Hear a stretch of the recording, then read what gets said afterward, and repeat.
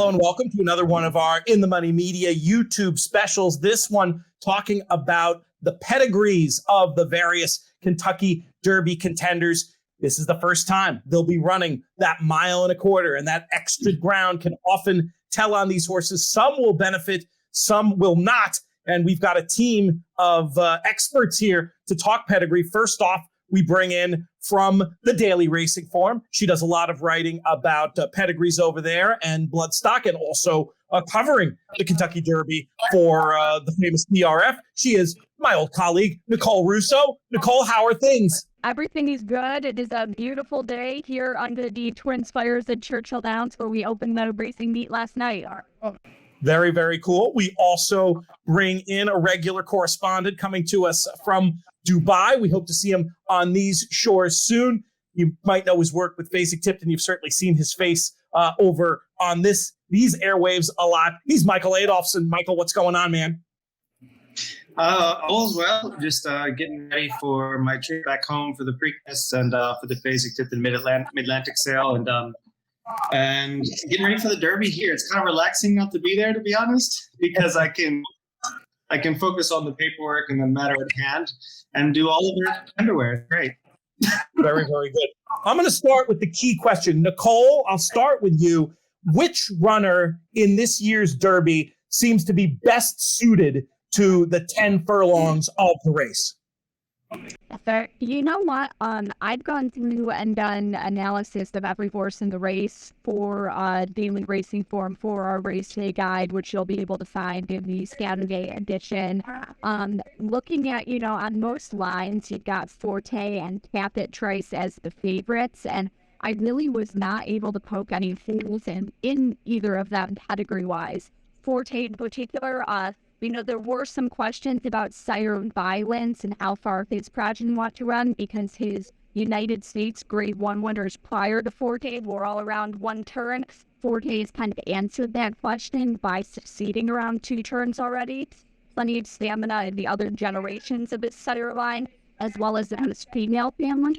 There is some turf in his female family. His dam, of course, Queen Caroline, a stakes winner on turf. Bruner sire Blame is a sneaky good turf sire, but you know what? That isn't enough here at Churchill Downs, as sometimes if you have a little bit of turfy breeding, sometimes it plays very well on this name track, as we've seen in the past. And his stablemate Tapit Trice, who is drawing a lot of attention, by Tapit, who is the most successful sire in the modern history of the Belmont Stakes.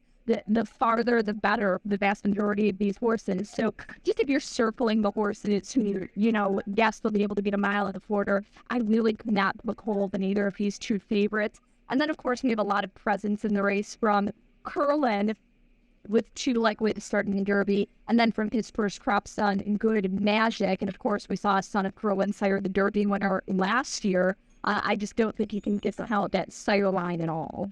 For sure. Michael, let's bring you in. I mean, I definitely think what Nicole's saying makes sense. These 2 who are the top in the market right now seem like 2 for whom this distance should not be an issue from how they've shaped in their races, as well as those bloodlines. What do you think? Do you have questions about either Forte or Tapit Trice going to 10 furlongs, or do you have another horse to nominate you think will maybe benefit a little bit more? I think in dare racing, especially, there's a world between 9 and 10 furlongs, and my gut says that Forte is going to find his niche at 9 and 8.5, and probably not 10. I wouldn't be surprised if he looks like a winner at the top of the stretch and shortens stride in the final furlong. He's, tries to the wire. Tapit Trice, I have no qualms with his pedigree. He's so much like Dunkirk, his damn sire. Just the way he moves, I think he'll be more talented than Dunkirk. And I just think that, obviously, they'll talk Belmont because of the Tapit and Pletcher factor, the tap factor. But it's to me the 10 should hit him right on the nose. And he's my slug into the race. Has about 3 weeks. I don't know. I don't have a reason to come off of him yet. So I just think that it suits him perfectly. There's some horses in here as far as perfect pedigrees for the distance that I love. just don't think that they might not be good enough. Like Hit Show, for example.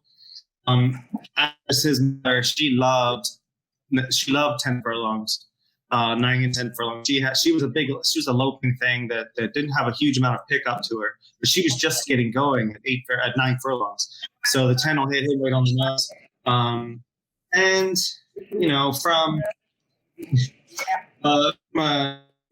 if he had more Kings Barnes, if he had more bottom to him, I would be a little more interested in him. But I'm not going to hold his races against him. I just think he's running against tougher foes. We'll ask in the other direction now. Who's a horse in this year's Kentucky Derby? And Nicole, we'll go back to you. Who might struggle with the 10 furlongs? I would say, I have questions about Mage. Just because, I know good Magic felt that better 9 furlongs, probably not a 10 category for me. And he's a lot like his sire. And also Puka was much better on grass than she was on dirt. That worries me a little bit. And let's see, I would say, obviously Jace's Road. A lot of speed on that side for him, but also a lot of class. I just don't think he in the end, he's probably not good enough. Funny thing is probably the very best classic distance pedigree might arguably be Major Dude, who's probably a turf horse who's bred for dirt. It cracked me up because if he gets into the race, he's got so much class on the bottom side, so much 1.25 mile quality that would be, you can't really toss him out of your exotics unless you just think he's truly a turf horse. Nicole, how about you? Who might struggle with the 10 furlongs?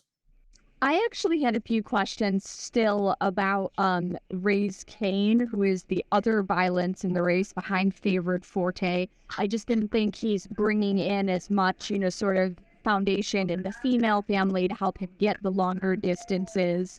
And he did struggle, in a couple of his longer races against, foes that weren't as good. I don't think he's answered as many of the questions as Forte has to this point.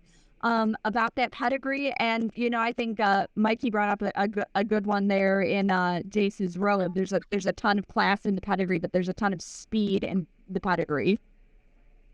I want to ask about a few specific horses and questions that I have about their pedigrees for 10 furlongs.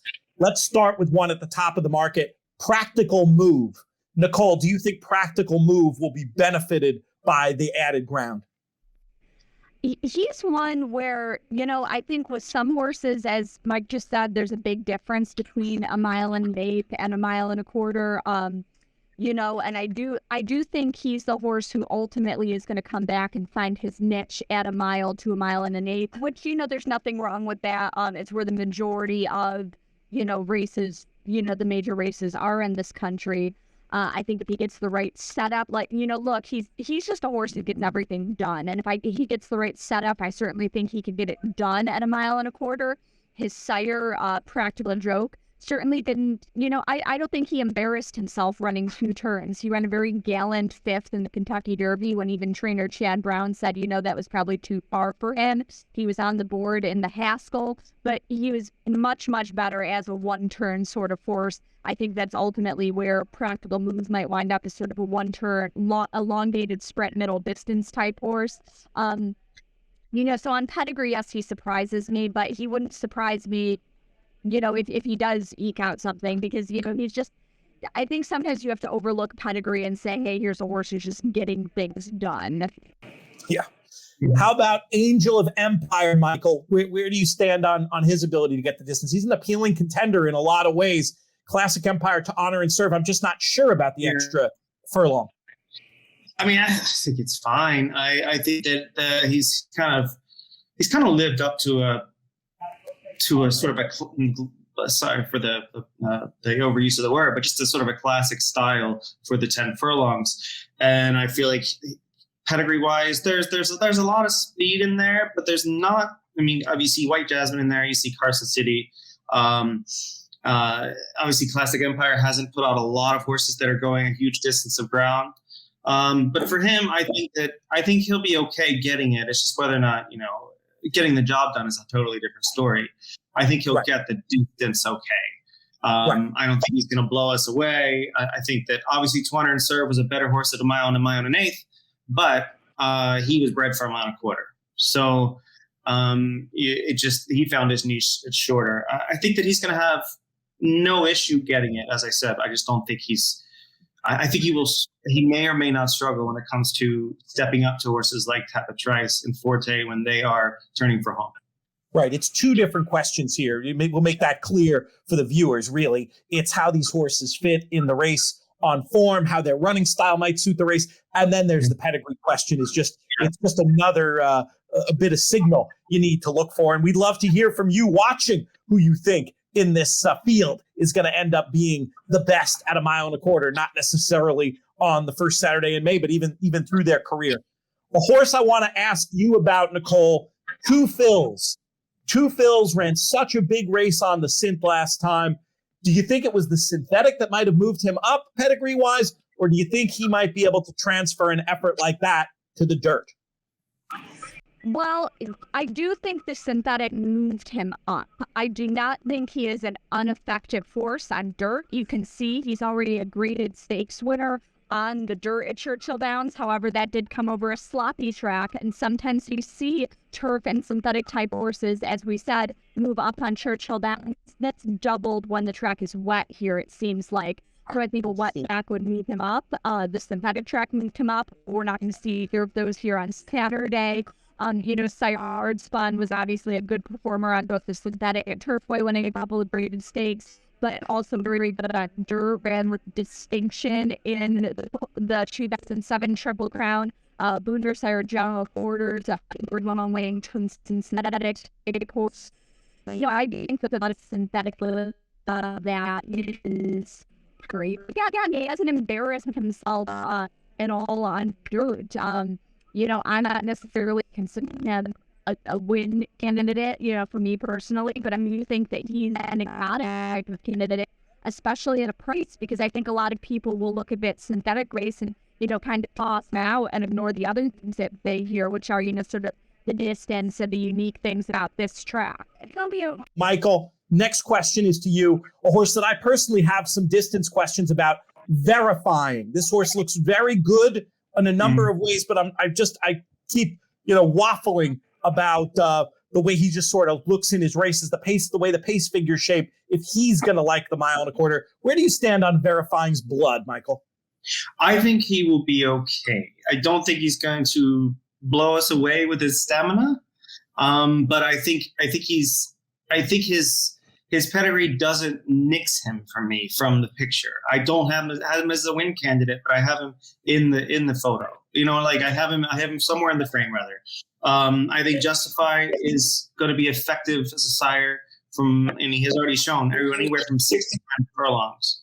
Yep. So, and on the bottom side, obviously, being a half to Midnight Bissou, she was very good at 9.